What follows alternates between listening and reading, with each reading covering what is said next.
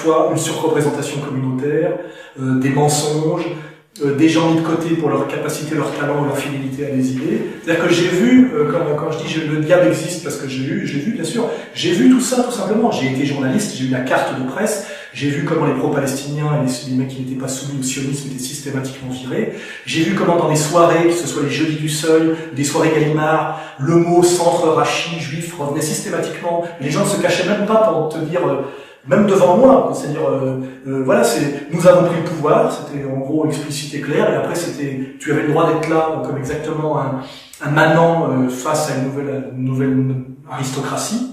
J'ai vu tout ça, j'ai vu ça dans le milieu du cinéma, j'ai vu la destruction du Parti communiste de l'intérieur, puisque j'y étais, par les trotskistes. Ma propre tête a été demandée par Bernard-Henri Lévy à l'époque du complot Brun-Rouge, quand on s'est fait chasser du PC, parce qu'on essayait de résister à la mise au pas du PC au moment de l'affaire yougoslave. J'ai vu les mensonges des judéo-trotskistes sur la guerre de dislocation de la Yougoslavie, où on traitait les Serbes de nazis alors qu'ils étaient des anti-nazis.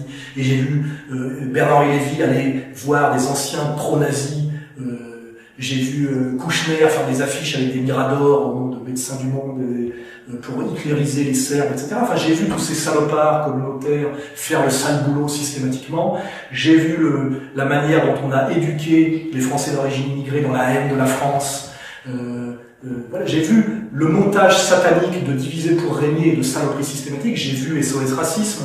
J'ai vu de l'intérieur comment des types qu'on prenait avec 2 kilos de cocaïne chez eux étaient blanchis pour consommation personnelle. Donc j'ai vu la manière dont ces réseaux soi-disant antiracistes de banlieue étaient maqués avec de la délinquance organisée, etc., etc. J'ai vu tout ça parce que j'étais journaliste pour Ardisson. J'ai travaillé longtemps pour Ardisson.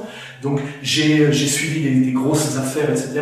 J'ai vu comment Ardisson, qui subissait la menace de la communauté dont il se moquait en privé, lui qui a les annales révisionnistes dans sa bibliothèque et qui s'en vantait, qui est le type le plus cultivé que je connais sur ce sujet-là, après le professeur Forisson, j'avais vu comment il s'est soumis, a été mis au pas, menacé par ces gens-là, et en le reconnaissant d'ailleurs lui-même intimement. Donc ma prise de conscience ne vient pas d'une culture livresque, comme les couillons qui étudient le marxisme chez Althusser ou qui étudient dans les livres. Elle vient de la pratique, c'est-à-dire que j'ai pratiqué le terrain intégralement, et tout ce dont je parle, je l'ai vécu physiquement. Donc j'ai fait le travail de terrain, j'ai senti des choses bizarres, je suis allé au livre effectivement pour étudier à l'histoire, j'ai validé la théorie par la pratique et la pratique par la théorie, c'est-à-dire que je n'ai aucun doute sur ce que je dis, quoi. C'est de 1900,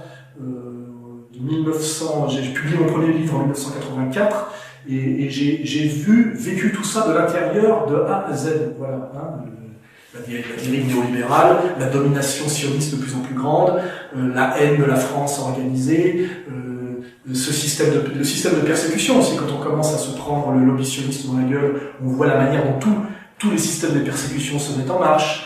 Les relais maçonniques, etc. Enfin, je veux dire, comme Dieudonné, pour l'interviewer, il accumule les procès, les interdictions, etc. On voit, je veux dire, on prend conscience qu'il y a une porte quand, effectivement, on n'arrive pas à l'ouvrir, vous voyez. On prend conscience qu'il y a une barrière quand on s'y heurte. Les 3/4 des gens spéculent sur la réalité de mes analyses comme des spectateurs qui regardent du patinage artistique, vous voyez. La meilleure moyen de vérifier ce que je dis, c'est d'aller au choc, c'est d'aller à la confrontation. Soyez pro-palestiniens conséquents, luttez réellement contre le capital, luttez réellement contre le communautarisme, défendez réellement la laïcité, et non pas derrière la laïcité la toute-puissance judéo-maçonnique, et vous verrez ce que vous prenez dans la gueule, comment ça marche, qui fait le boulot, quels sont les relais, etc.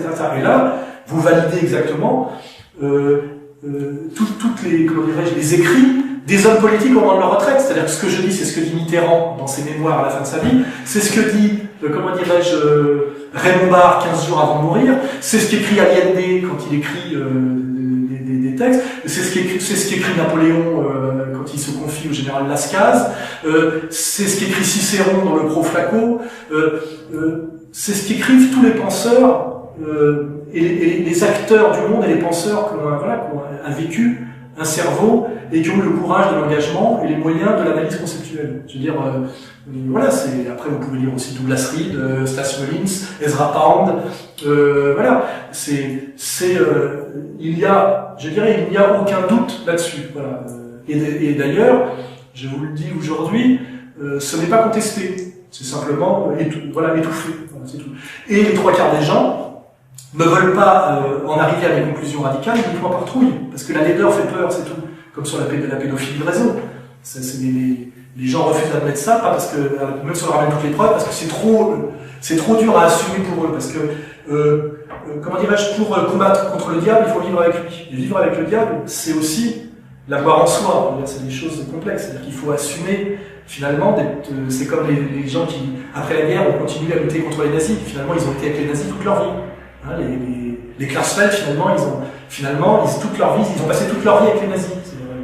Voilà, il y en a qui préfèrent en sortir, voilà. Et la vraie souffrance de ce combat, c'est que de temps en temps, on aimerait oublier le diable, oublier le mal, etc. Et c'est pour ça que moi je dis, j'aimerais bien construire une maison, faire de l'import-export, c'est-à-dire changer de monde, parce que d'autres fassent le boulot à ma place, parce qu'effectivement, c'est fatigant de se coller à la présence du diable toute la journée, c'est fatigant de subir la vulgarité, la laideur, la chutzpah sioniste trop souvent, parce que tout ça, c'est de la merde.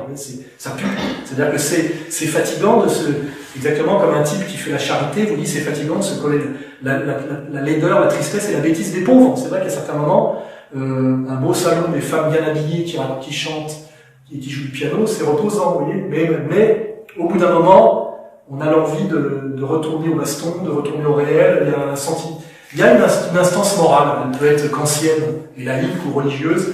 Il y a quelque chose comme disait Pascal, on est engagé, on est pris malgré soi. Je veux dire, accepter de regarder la laideur du monde s'accomplir et l'oligarchie accomplir son projet satanique sans rien faire alors qu'on a compris et qu'on a vu, ça demande quelque part une force négative que j'ai pas. Je veux dire, voilà, c'est-à-dire la capacité c'est comme la capacité de regarder un type se faire massacrer, casser la gueule sans bouger. J'ai jamais eu cette force-là. J'ai vécu 2-3 épisodes dans ma vie où, voilà, d'un seul coup, malgré soi, on se retrouve à rentrer dans la bagarre, à aller aider quelqu'un, à intervenir, quitte à prendre un coup de couteau, alors que les autres sont restés sagement assis sans bouger. Pourquoi eux et pas moi? Voilà, c'est une question très difficile. Voilà, c'est peut-être lié à l'enfance, au rôle du père. On peut faire de la psychanalyse, etc. Mais c'est comme ça. Donc pour revenir sur le truc, je n'ai aucun doute sur ce que j'avance parce que je l'ai vécu de A à Z. Et que ça a été validé par tout ce que j'ai vécu.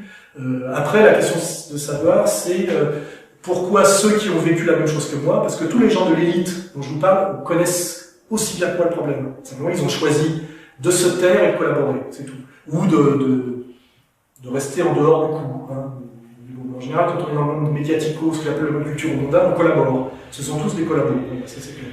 Et pourquoi moi je n'arrive pas à collaborer alors qu'on me l'a proposé souvent, et pourquoi eux y arrivent, c'est la question ultime. Voilà, c'est la question ultime.